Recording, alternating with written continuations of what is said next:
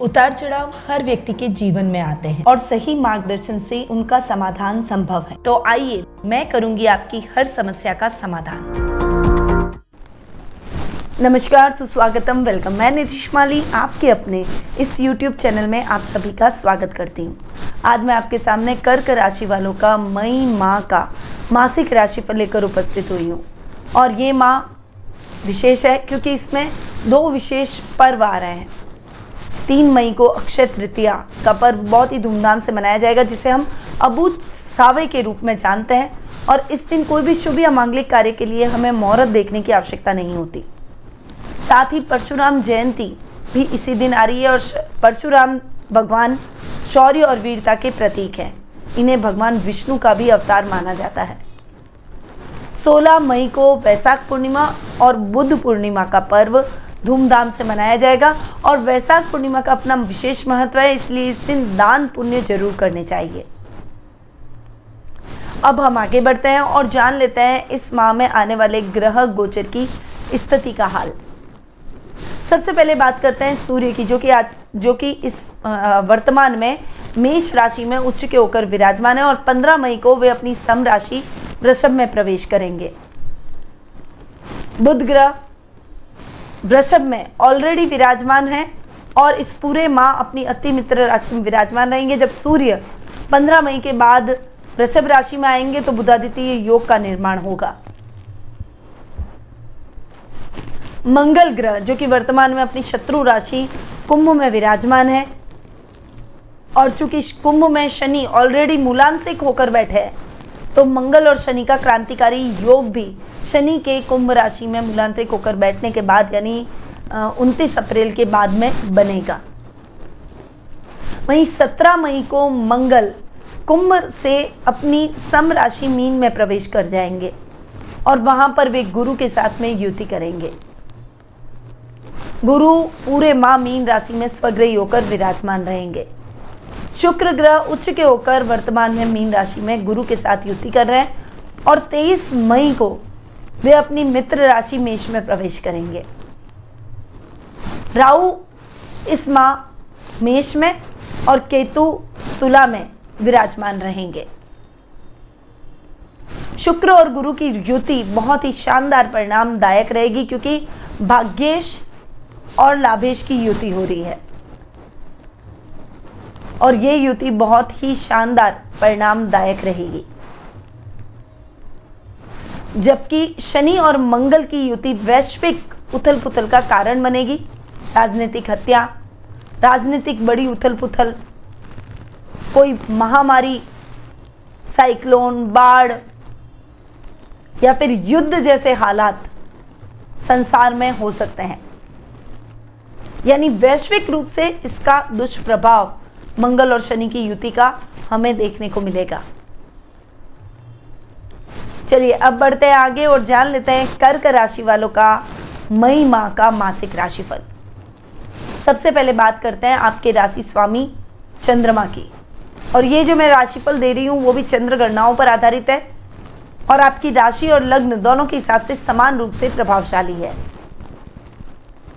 तो आपके राशि स्वामी चंद्र की बात करें, जो कि हर 2-2.5 दिन में अपनी चाल बदलते हैं, स्थान परिवर्तन करते हैं, तो थोड़ा सा लाइफ में भी उसी प्रकार से उतार चढ़ाव आपको देखने को मिलेंगे। कुटुंब में आपकी बॉन्डिंग बहुत अच्छी रहेगी। आपके कार्य द्रुत गति से संपन्न होते चले जाएंगे। कामों में आ रही बाधाएं दूर होगी। दिक्कतें, परेशानियां आपके जीवन से खत्म हो जाएगी। परंतु मन बहुत चंचल रहेगा। एक भावुक प्रवृत्ति के रिश्तों के साथ में भावुकता से बंधेंगे तो खुशी भी अधिक होती है और अगर कोई आपको ठेस पहुंचाए तो दुख भी अधिक होता है। तो थोड़ा सा बैलेंस होकर चलें, मन पर काबू रखें और दिल और दिमाग दोनों से सोचें, न कि केवल दिल से या फिर केवल दिमाग से।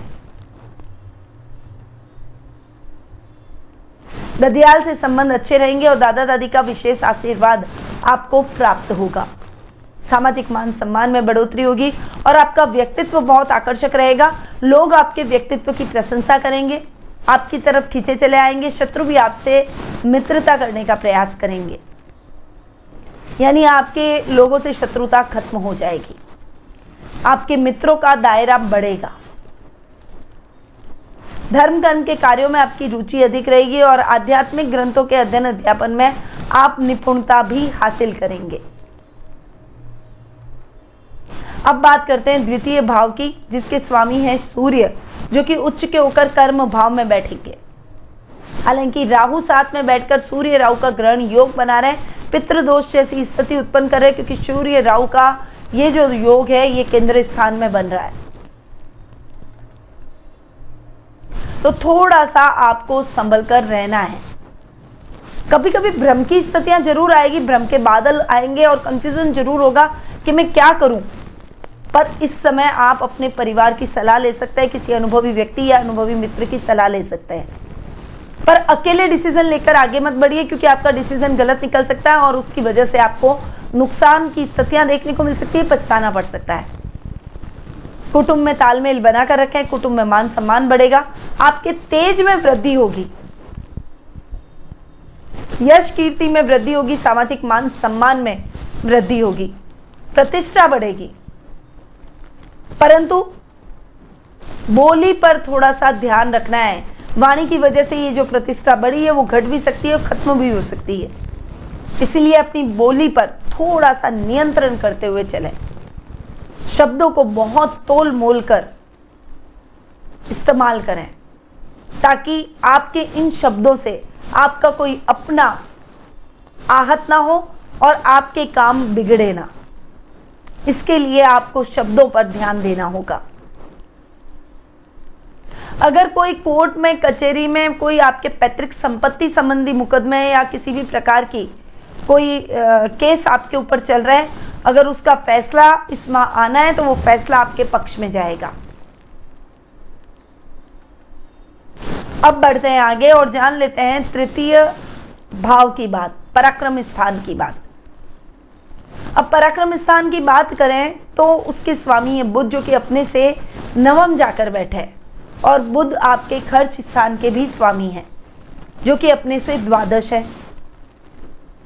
एक तो लाभ भाव में हर ग्रह बहुत ही अच्छे रिजल्ट देता है, और पराक्रमेश का अपने से नवम जाकर बैठना बहुत ही बढ़िया आपके लिए संयोग रहेगा। त्रिक भाव के स्वामी का त्रिक भाव में जाकर बैठना, तो बुध के बहुत ही अच्छे रिजल्ट आपको देखने को मिलेंगे। आपके कार्य निर्विघ्न संपन्न होते हुए दिखाई देंगे। राजनीतिक स्तर पर आप सक्रिय हैं तो आपकी भागीदारी राजनीति में बढ़ेगी। जनता के आप लोकप्रिय होते हुए दिखाई देंगे और बड़े नेता भी आपको जानेंगे, पहचानेंगे। आप राजनीति में अपनी एक अलग पहचान बनाएंगे। भाई बहनों के साथ आपकी ट्यूनिंग बहुत ही अच्छी रहेगी। परिवार में एक सामंजस्य, खुशी और तालमेल का माहौल रहेगा, जो कि आपको एक अलग ही ताकत, अलग ही पॉजिटिव एनर्जी देगा, जिससे आप अपनी प्रोफेशनल लाइफ में भी सक्सेसफुल होते हुए दिखाई देंगे। कामों में आ रही बाधाएं दूर होगी, प्रमोशन के चांसेस बनेंगे, मनचाहा स्थानांतरण के भी योग बनेंगे। जो बैंकिंग सेक्टर में है उनके लिए ये समय लाभदायक स्थितियों से भरा हुआ है। बैंकिंग कार्यों में आ रही बाधाएं दूर हो जाएगी। अब बात करें 12th हाउस के लॉर्ड बुध की, यानी खर्चेश बुध की, तो अपने से 12वें बैठे हैं पर लाभ भाव में बैठे। खर्च की स्थितियां कभी कभी थोड़ी सी अनमैनेजेबल हो जाएगी, परंतु फिर भी आप उसे समय रहते मैनेज कर ही लेंगे, यानी बैलेंस कर लेंगे। विदेशों से अच्छा लाभ प्राप्त हो सकता है। विदेशी करेंसी इस समय आपको प्राप्त हो सकती है। इस समय आपके कुटुंब में अगर कोई उथल पुथल चल रही है तो वो शांत हो सकती है। थोड़ा सा अपने बजट को लेकर चलें और बजट देखकर ही अपने कार्यों को करें। अनर्गल झगड़ों में, फसाद में न पड़ें। अब आते हैं सुख स्थान पर। सुख स्थान के स्वामी हैं शुक्र, जो कि आपके लाभेश भी हैं। तो लाभेश और सुखेश भाग्य स्थान में भाग्येश के साथ में युति करके बैठ रहे हैं और उच्च के होकर बैठ रहे हैं। बहुत शानदार परिणाम आपको देंगे। इस समय आपके सुखों में वृद्धि होगी। फाइनेंशियली आपको कोई चिंता, कोई टेंशन करने की आवश्यकता नहीं है। बस माँ के स्वास्थ्य को लेकर थोड़े से अवेयर रहिए। उनका स्वास्थ्य डावाडोल हो सकता है, वो संक्रमित हो सकती हैं, वायरस जैसी प्रॉब्लम से वो परेशान हो सकती हैं। तो थोड़ा सा आपको उनके स्वास्थ्य के प्रति केयरफुल रहना है। बाकी ये समय आपकी उन्नति और तरक्की के रास्ते तय कर देगा, आपके जीवन में आ रही बाधाओं को दूर कर देगा। कलाकारों के लिए ये समय बहुत ही बढ़िया रहेगा, कला में आप उत्तम परिणामों की प्राप्ति करेंगे। वहीं चूंकि शुक्र लाभेश भी है तो लाभ की स्थितियों को बहुत अधिक बढ़ाएंगे। इस समय ऐसी परिस्थितियां होंगी कि आप कोई भी काम हाथ में लेंगे उसमें आपको लाभ हो जाएगा, चाहे वो छोटा हो चाहे बड़ा हो। आकस्मिक धन लाभ की स्थितियां भी अधिक देखने को मिलेगी। आप किसी को पैसा देकर भूल चुके हैं पर वो खुद ही आपका पैसा चुका कर जाएगा। आपकी अटकी हुई योजनाएं चल निकलेगी, यानी कहीं ना कहीं से लाभ आपको मिलता रहेगा। सामाजिक मान सम्मान यश कीर्ति में वृद्धि होगी, सर्कल और लेवल बढ़ेगा और कुटुंब से आपका रिलेशन और अधिक सुदृढ़ होगा। अब बात करते हैं पंचम भाव की। पंचम भाव के स्वामी हैं मंगल, जो कि कर्म भाव के स्वामी भी हैं। यानी मंगल आपकी कुंडली में योग कारक है, पर मंगल शनि के साथ में युति करते हुए क्रांतिकारी योग बनाते हुए अष्टम में बैठे हैं और अष्टम में पंचमेश के रिजल्ट अच्छे नहीं मिलेंगे। छात्रों के लिए यह समय डिस्ट्रैक्शन का है। किसी से झगड़े फसाद में न पड़े, केवल अपनी पढ़ाई पे कंसंट्रेट करें और नहीं आपको गलत मार्ग पर चलना है, गलत मित्रों की संगति करनी है और गलत गैजेट्स में आपका ध्यान बांटना है। ये सब आपके डिस्ट्रैक्शन का कारण बन सकते हैं और आपको अपने लक्ष्य से भ्रमित कर सकते हैं। संतान से संबंधित भी चिंता रहेगी, उसके बिहेवियर को, उसके गुस्से को लेकर, उसके अग्रेशन को लेकर आप बहुत चिंतित नजर आएंगे। परंतु यदि आप उन्हें मार्गदर्शन प्रदान करेंगे तो निश्चित रूप से वो आपके बताए हुए मार्ग पर चलकर अपने जीवन के लक्ष्य को तय करेंगे, भ्रम की स्थितियों से निकलेंगे। इसीलिए संतान को सपोर्ट करें, अपने बच्चों को थोड़ा सपोर्ट करें और उन्हें साइकोलॉजिकली ट्रीट करके समझाएं ताकि उन्हें आपकी बातें समझ में आए। अगर आप गुस्सा करेंगे, नाराज होंगे तो उन्हें आपकी बातें समझ में नहीं आएगी। आध्यात्मिक और धार्मिक कार्यों में आपकी रुचि इस समय बढ़ेगी। धर्म कर्म के कार्यों से आप जुड़ेंगे और थोड़ा सा आत्म मंथन की तरफ भी आगे बढ़ेंगे। अब मंगल चूंकि कर्मेश भी है तो यह समय कर्मेश के हिसाब से भी इतना अच्छा नहीं है। नौकरी पेशा लोगों को अपने सहकर्मियों के साथ तालमेल बनाकर चलना है। थोड़ा सेल्फ सेंटर्ड कम हो, यानी स्वार्थी ना बने। अभिमान, दंभ ये व्यक्ति को खत्म कर देता है। इसीलिए ईगो को या फिर आपको ओवर कॉन्फिडेंट अगर आप हो जाएं कि मैं तो अकेला ही सब कुछ कर सकता हूं या कर सकती हूं, तो ये बात गलत है। मिलकर काम जो भी करेंगे उसमें सफलता को 2 गुना पाएंगे। इसीलिए एक टीम वर्क की तरह काम करें और किसी को भी नीचा ना समझे, चाहे वो आपके नीचे का कर्मचारी है। आप उसके साथ गलत व्यवहार करेंगे तो निश्चित रूप से आज नहीं तो कल आपको उसका भुगतान करना पड़ेगा। और अभी मंगल अच्छी स्थिति में नहीं है तो उसका भुगतान अभी आपको करना पड़ जाएगा। अधिकारियों की नाराजगी, नौकरी से हाथ धो बैठना, ऐसी परिस्थितियां भी उत्पन्न हो सकती है। थोड़ा सा संभल कर रहे हैं।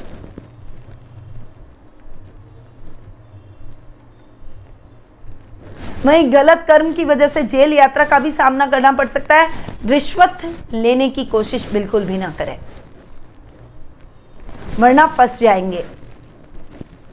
तो मेरी इन बातों को थोड़ा सा आपको गौर करना चाहिए। अब आते हैं छठे भाव पर, यानी रोग भाव पर।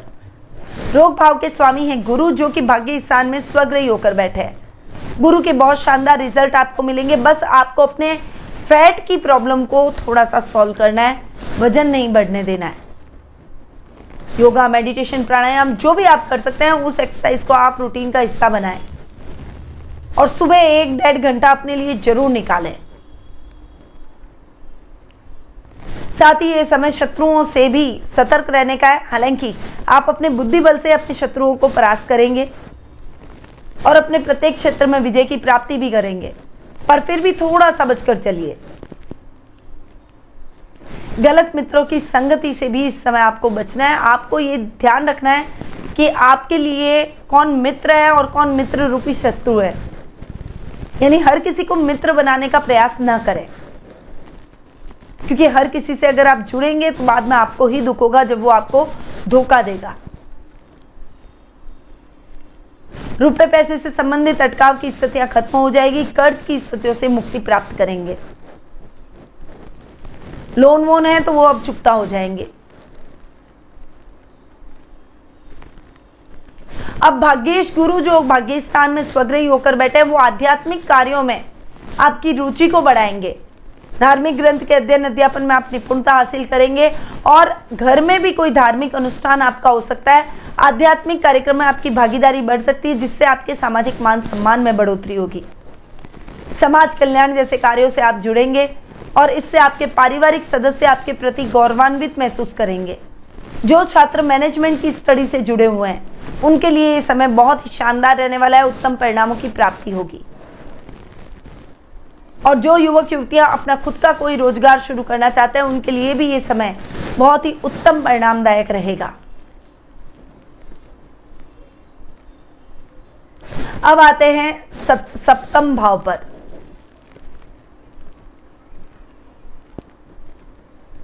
और सप्तमेश है आपके शनि, जो कि अष्टम भाव में स्वग्रही होकर बैठे हैं। सप्तमें शनि का अपने से एक घर आगे जाकर बैठना बहुत शानदार परिस्थितियां उत्पन्न करेगा। व्यापारी वर्ग को इस समय बहुत ही अच्छा लाभ होगा, खासकर जो सब्जी, किराने और फसल से संबंधित कोई भी एग्रीकल्चर से संबंधित काम करते हैं तो निश्चित रूप से ये समय आपके लिए बहुत ही बढ़िया है। मंडी के व्यापारियों के लिए भी ये समय उत्तम परिणामदायक रहेगा। आप अपने व्यापार में उत्तरोत्तर उन्नति करेंगे। वहीं दाम्पत्य जीवन की बात करूं तो जीवन साथी का साथ और सहयोग आपको भरपूर प्राप्त होगा, जिससे आपके जीवन में आ रही दिक्कतें दूर हो जाएगी। लव रिलेशनशिप पे एक कदम आगे बढ़ाएंगे। मित्रता से आप लव की तरफ आगे बढ़ेंगे। और यदि किसी को प्रपोज करना चाहते हैं तो अपने मन की बात बोल डालिए, वो आपके प्रपोजल को नहीं ठुकराएगा। यदि अब तक जीवन साथी की तलाश है तो वो तलाश इस महीने खत्म हो जाएगी और आपको अपने लिए परफेक्ट लाइफ पार्टनर मिल जाएगा।